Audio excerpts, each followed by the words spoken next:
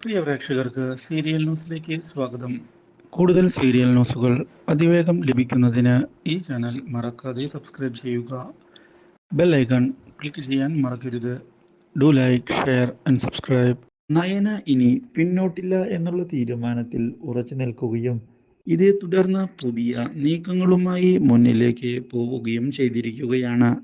കാര്യങ്ങൾ ഇനി അത്ര എളുപ്പമാവില്ല എന്ന് പിങ്കിക്കും മനസ്സിലായി തുടങ്ങുന്നു. എന്നാൽ ഇതേ സമയം പുതിയൊരു പൊട്ടിത്തെറി നന്ദയുടെ ജീവിതത്തിൽ വന്നു സംഭവിച്ചിരിക്കുകയാണ്. നന്ദയെ പൂർണ്ണമായും ഒഴിവാക്കിക്കൊണ്ട് ഗൗതം മുന്നോട്ട് പോകുന്നത് ആകെ തിരിച്ചടി ആയിരിക്കുകയാണ് നമ്മുടെ നന്ദയ്ക്ക്. ഈ കാര്യം അറിയുന്ന പിങ്കി വളരെയധികം സന്തോഷിക്കുകയും ചെയ്യുന്നു. ഇതേ തുടർന്നാണ് നന്ദ ഇങ്ങനെ ഇനി മുന്നോട്ട് പോകാൻ സാധിക്കുകയില്ല എന്ന് മനസ്സിലാക്കുന്നതും. ഇതേ തുടർന്ന് ഗൗതമിൻ്റെ ജീവിതത്തിൽ നിന്ന് താൻ ഒഴിഞ്ഞു തരാൻ തയ്യാറാണ് എന്ന് പറയുകയും ചെയ്യുന്നത്.